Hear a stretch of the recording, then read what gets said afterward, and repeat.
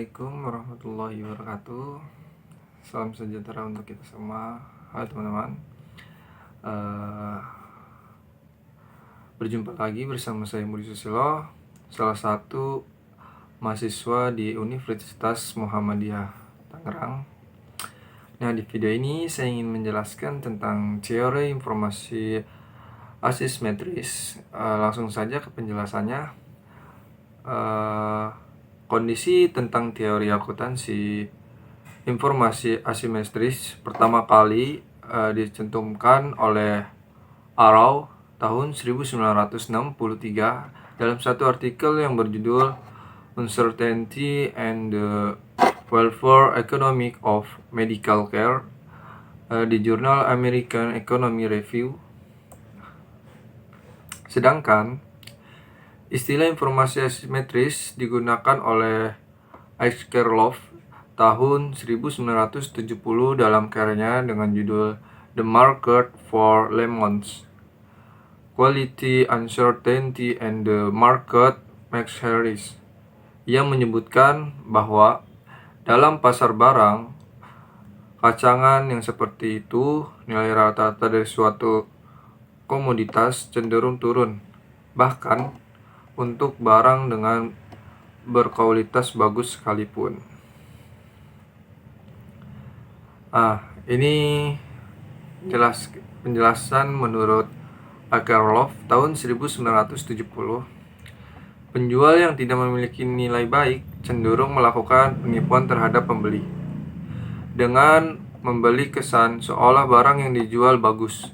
Kondisi seperti ini itu membuat banyak pembeli menghindari penipuan atau menolak melakukan transaksi dalam pasar seperti itu. Nah, bahkan yang lebih buruk adalah menolak mengeluarkan uang besar dalam transaksi tersebut. Akibat hal tersebut, penjual yang benar-benar menjual barang dengan kualitas bagus menjadi tidak laku karena hanya dinilai murah oleh pembeli. Hingga akhirnya pasar justru dipenuhi oleh barang dengan kualitas buruk. Untuk itu, sangat diperlukan adanya kejujuran informasi yang diberikan antara satu pihak. Nah, itu menurut Akerlof tahun 1970. Lalu, sejumlah penelitian itu menunjukkan bahwa pengungkapan disclosure atau laporan keuangan dapat mengurangi informasi asimetris. Informasi akuntansi yang berkualitas berguna bagi investor untuk menurunkan ketidakseimbangan informasi atau asymmetry information. Ketika terjadi perbedaan informasi yang dimiliki antara investor dengan agen perusahaan, yaitu ketika investor memiliki informasi yang kurang lengkap sedangkan agen perusahaan memiliki informasi yang lengkap, maka perbedaan tersebut dikenal sebagai informasi asimetris. Informasi asimetris dapat menyebabkan adanya kerugian bagi pihak investor.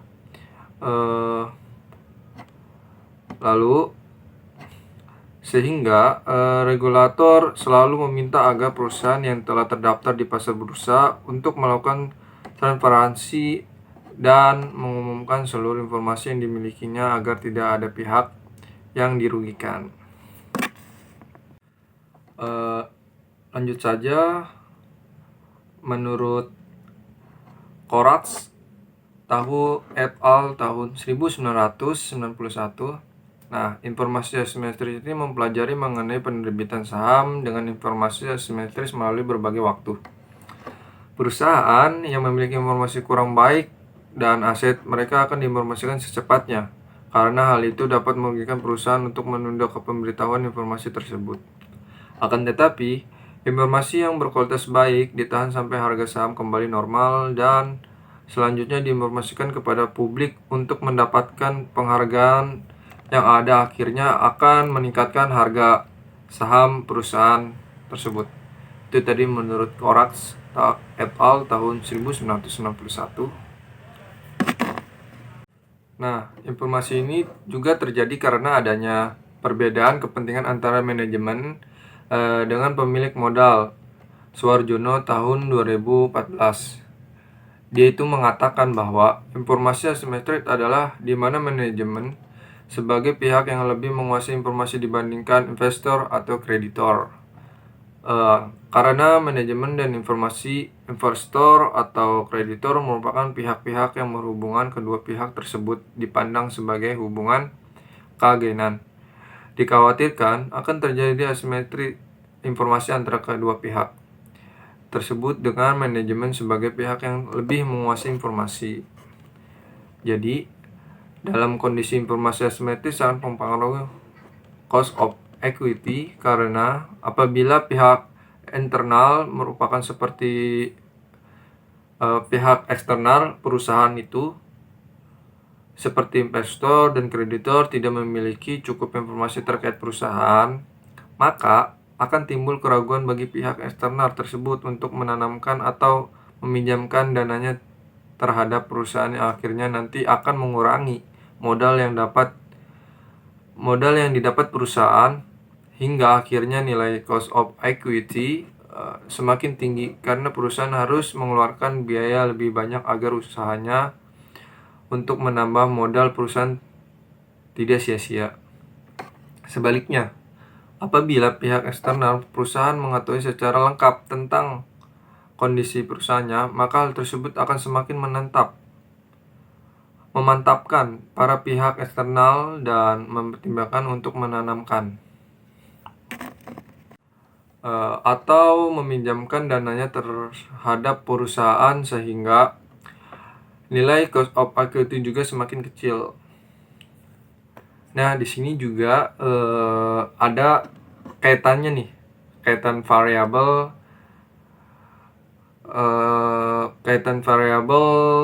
dependent cost of equity tentang teori informasi assessment. Itu juga mencerminkan melalui variable independent asymmetric information apabila ketimpangan informasi antara pihak manajemen dengan pihak eksternal, terutama bila informasi itu mengenai perusahaan yang dimiliki oleh pihak eksternal lebih sedikit dibandingkan informasi yang dimiliki manajemen, maka kondisi tersebut itu lebih banyak merugikan perusahaan terkait usahanya menambah modal. Hal ini disebabkan apabila perusahaan tidak melakukan transparansi terhadap laporannya, maka pihak eksternal tidak dapat mengetahui prospek perusahaan di masa mendatang hingga meragukan mereka untuk melakukan pengambilan keputusan terhadap investasinya. Mungkin itu teman-teman yang saya sudah jelaskan tentang teori informasi asimetris dan variabelnya. Mungkin itu saja yang bisa saya jelaskan tentang teori informasi asimetris. Mudah-mudahan buat teman-teman yang sudah menonton video ini bisa menambah ilmu dan wawasannya. Kurang lebihnya mohon maaf. Billahi taufiq wal hidayah. Wassalamualaikum warahmatullahi wabarakatuh.